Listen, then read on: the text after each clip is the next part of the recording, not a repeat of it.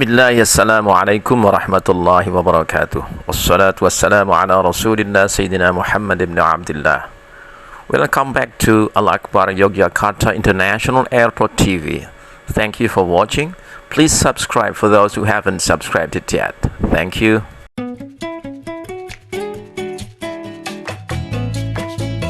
Marskal Pertama TNI Agus Pandu Purnama. Assalamualaikum.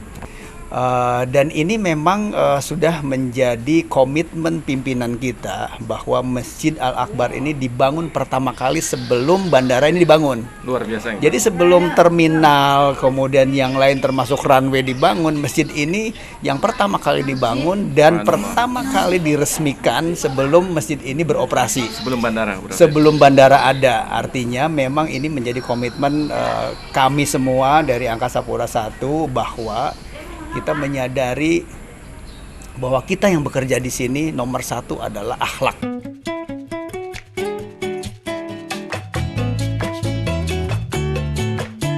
Saya sih sangat sependapat kalau Al-Akbar Yogyakarta International Airport TV ini harus kita ramaikan nih ya. Cobalah pemirsa, ayo kita subscribe. Ya banyak sekali informasi tidak hanya tentang masjid, saya kira. Tidak. Al-Akbar ini juga menginformasikan bagaimana orang bisa mengakses bandara Yogyakarta International Airport beserta seluruh fasilitas di dalamnya termasuk masjid tentunya. Saya kan sudah melihat ya channel TV-nya Al-Akbar ini dan sebagian besar justru dua bahasa ya. Assalamualaikum warahmatullahi wabarakatuh. Para pemirsa Al-Akbar Yogyakarta International Airport TV, semoga Allah merahmati kita semua. Terima kasih telah mampir kembali ke channel ini. Kali ini kita akan berbincang santai. Alhamdulillah telah hadir di sisi kiri sebelah saya adalah Bapak Marskal Pertama TNI Agus Pandu Purnama. Assalamualaikum. Waalaikumsalam warahmatullahi wabarakatuh. Beliau adalah selaku General Manager Angkasa Pura I Yogyakarta International Airport di Kulon Progo, Yogyakarta. Dan di samping beliau ada Bapak Hari Habianto. Beliau baru pindah dari Manado ya Pak Hari ya. Beliau adalah manajer di bagian safety di Yogyakarta International Airport. Kita akan berbincang santai Pak. Masjid Al-Akbar, sepengetahuan kami adalah bangunan pertama yang 100% operasional di wilayah Bandara Yogyakarta International Airport. Dan ketika pembukaannya, kalau nggak salah saya mengutip ucapannya Pak Dirut Faik Fahmi bahwa meniru apa yang Rasulullah lakukan ketika berhijrah ke Madinah, yaitu masjid yang pertama kali dibangun. Berarti begitu penting eksistensi dan kehadiran Masjid Al-Akbar di bandara ini. Kira-kira pendapat Bapak, saran Bapak, dan manfaatnya masjid ini bagi kalangan komunitas bandara Yogyakarta International Airport TV, Pak. Harapannya, Pak. Terima kasih Pak Ustadz Ubaidillah. Dan terima kasih juga untuk pemirsa Masjid Al-Akbar TV yang sangat kami cintai.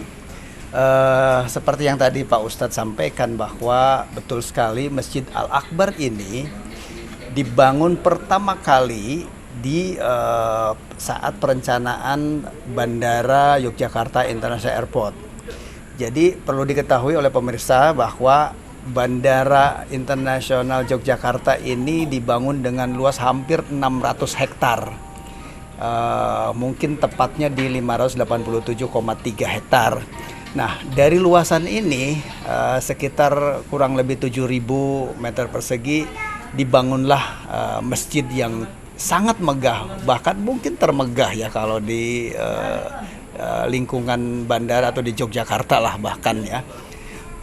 Dan ini memang sudah menjadi komitmen pimpinan kita bahwa Masjid Al-Akbar ini dibangun pertama kali sebelum bandara ini dibangun. Luar biasa. Jadi sebelum terminal kemudian yang lain termasuk runway dibangun, masjid ini yang pertama kali dibangun dan pertama kali diresmikan sebelum masjid ini beroperasi. Sebelum bandara. Sebelum bandara ada. Artinya memang ini menjadi komitmen kami semua dari Angkasa Pura I bahwa kita menyadari bahwa kita yang bekerja di sini nomor satu adalah akhlak. Jadi akhlak ini pun menjadi nilai-nilai dalam perusahaan kami, khususnya di BUMN itu ada akhlak gitu kan ya. Nah, terkait ini memang saya rasa betul yang tadi Pak Ustadz sampaikan juga bahwa Al-Akbar ini dibangun tidak hanya untuk kami para karyawan yang bekerja di lingkungan bandara, artinya bukan hanya AP1 ya. Di sana ada airline, di sana juga ada ground support, ada tenancy, ada mitra-mitra, semuanya sangat memerlukan masjid ini. Juga kami sadari bahwa kapasitas yang dibangun oleh bandara ini kan untuk 20 juta penumpang per tahunnya. 20 juta. Jadi kita bisa bayangkan per hari berarti sekitar 45.000 orang akan hilir mudik di Bandara Yogyakarta International Airport. Ya, ini kapasitasnya. Sehingga sarana kenapa harus dibangun sebesar ini? Kita memang membangun dengan kapasitas lebih dari 600 orang nanti ya di masjid ini. Kapasitasnya. Nah, 600 tuh hanya di dalam saja. Di dalam saja, di dalam ini, di luar juga bisa kita isi sebetulnya kalau misalkan kita ada acara-acara tertentu yang sifatnya lebih besar gitu kan ya. Dan ini juga sudah pernah kita lakukan ya, melaksanakan satu kegiatan majelis taklim gitu kan di sini yang sifatnya lebih besar dan kita bisa mampu menampung.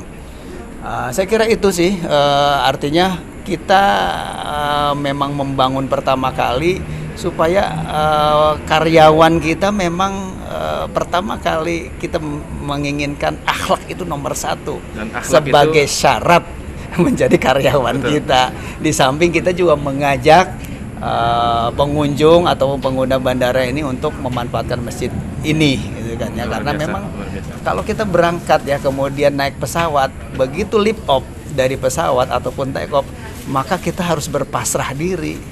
Iya kan, karena betul. Itu sebetulnya sesungguhnya sudah di luar dari apa ya, istilahnya begitu terbang ini kan bukan hidup kita tidak di udara kan, makanya begitu kita terbang di udara seluruhnya kita pasrahkan kepada Allah. Nah, masjid inilah salah satu bukti bahwa kita memang harus berdoa sebelum kita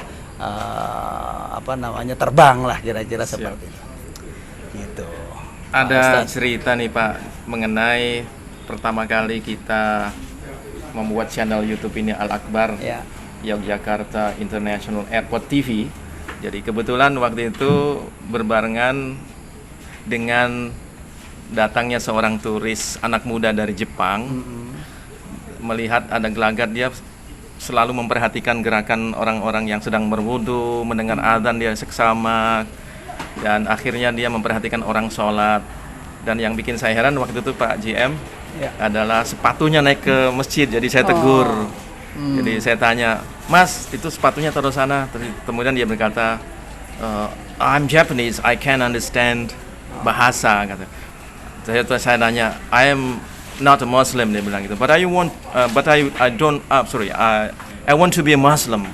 Dan alhamdulillah waktu itu dengan Pak Hari Pak ya, menjadi saksi keislaman mereka gitu kan. Jadi itulah awalnya kemudian. Masya Allah ya, berarti kan memang ini jadi hidayah juga ya, masjid ini. Dan alhamdulillah sejak saat itu kemudian Al-Akbar membuat satu channel, dan itu bukan hanya berkaitan dengan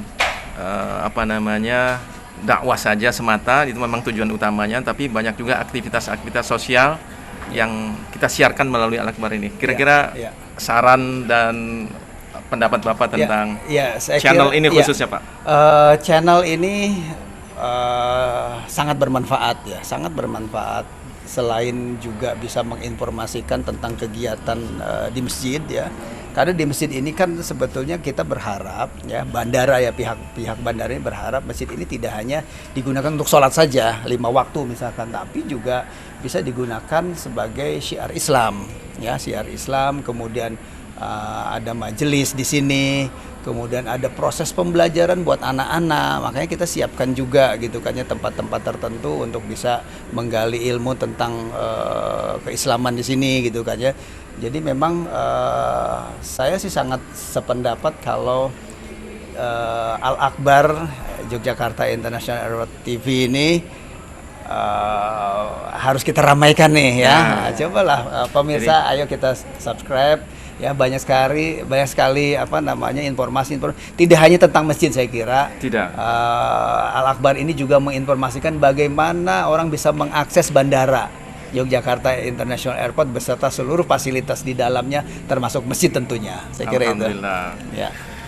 Beralih sejenak Pak JM ke Pak Hari sebagai pendatang dari Manado. Selamat datang Pak Hari. Ya, terima kasih, Ustaz. Di sini tidak ada Bunaken, tidak ada Boulevard, tidak ada bubur Manado, gitu kan? Kira-kira kesan dan pesan pertama begitu Bapak melihat Masjid Al Akbar ini, Pak? Ya, terima kasih Pak Ustadz Ubay. Assalamualaikum warahmatullahi wabarakatuh. Para pemirsa yang kami hormati, Pak JM yang kami hormati. Pertama kali saya datang ke YIA atau Yogyakarta International Airport, memang setelah melihat kantor dan bandara, saya menuju masjid. Nah, ternyata inilah yang selama ini saya dengar, masjid yang sama-sama kita banggakan. Seperti yang disampaikan tadi, masjid ini dibangun sebelum bandara ini dibangun atau selesai. Jadi masjid inilah tempatnya para karyawan proyek saat itu melaksanakan sholat dan ibadah-ibadah lainnya. Ini sangat-sangat bermanfaat sekali, karena yang saya tahu memang rata-rata di proyek beberapa bandara kita memang masjid itu biasanya di tengah-tengah atau di belakang gitu Pak Jen. Jadi ini istimewa Pak ya? Iya, malah di depan ya. Ini Paling di depan depan. lagi. Makanya pertama kita dengar ada peresmian apa? Peresmian masjid. Oh, masjid. Itu sampai ke seluruh provinsi didengar Pak Jen. Gitu kami dengar itu masjid. Nah, dan alhamdulillah juga sambil kalau yang saya lihat di sini, masjid ini juga merupakan desainnya khusus karena memang yang seperti Unik kita ya, Pak ya? tahu, unik Sekali, betul, unik. unik sekali. Karena apa? Menyeimbangkan atau mensinkronkan dengan kondisi bandara kita, kondisi terminal kita, yang memang notabene kita berada di tepi laut. Jadi memang secara visibility studies memang Kulon Progo memang merupakan suatu area yang harus sama-sama kita siap-siap atau siaga, dalam arti bukannya apa-apa, memang semua itu sudah berkesinambungan, sudah istilahnya sudah saling mendukung, lingkungannya juga, bandaranya juga, termasuk masjidnya juga, masyarakatnya juga, semua memang mendukung dengan kondisi Kulon Progo yang sekarang saat ini ada bandara. Gitu. Semoga wilayah Kulon Progo khususnya dan masyarakat Jogja pada umumnya Ya, menjadi masyarakat yang lebih maju, Amin. baik Amin. secara Amin. Amin. akhlak tadi Pak ya, dengan kehadiran bandara dan Al Akbar masjid yang ada di tengahnya.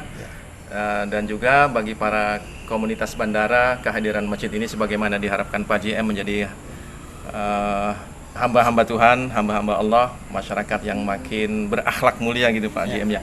Satu lagi Pak JM sebelum saya tutup, karena Bandara Yogyakarta International Airport ini mengusung nama international, yang notabene pasti bukan hanya orang lokal yang akan mendarat dan naik dari bandara ini. Bagaimana pendapat tentang YouTube channel dari Al Akbar Yogyakarta International Airport? Apakah hanya menggunakan single language bahasa Indonesia atau perlu juga ada sumber-sumber lain atau narasi dalam bahasa yang lain, misalnya yang pasti bahasa Inggris gitu Pak JM? Ya, saya kira saya kan sudah melihat ya channel TV-nya Al Akbar ini, dan sebagian besar justru dua bahasa ya, artinya orang kita juga yang belum begitu memahami bahasa Inggris juga di Indonesia banyak ya, bahasa itu dipakai juga menggunakan bahasa Inggris di dalamnya. Saya kira saya setuju, karena yang melihat dan mendengar itu kan tidak hanya orang Indonesia ya, tapi karena ini internasional, bahkan mulai bulan ini kan kita sudah ada 4 penerbangan asing ya. Bulan ini? Iya, Desember 2020. Desember ini sudah ada 4 penerbangan ya, dari Malaysian Air, kemudian ada Scoot dari Singapura, ada Air Asia juga dari Kuala Lumpur, ada Air Asia kita yang ke Singapura. Sebentar lagi ada Thailand gitu kan ya. Pastinya ini kan banyak turis yang datang juga, yang dia yang misalkan yang muslim, dia pasti akan mencari informasi di mana masjid. Ya, begitu datang rata-rata kan mereka pengen ke masjid dan lain-lain.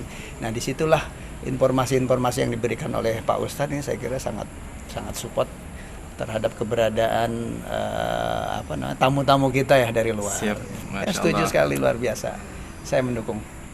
Terima kasih Bapak General Manager Yogyakarta International Airport, Bapak Marskal Pertama TNI Agus Pandu Purnama atas wawancara singkat ini tentang urgensi dan eksistensi pentingnya Masjid Al-Akbar bagi kawasan Bandara Yogyakarta International Airport.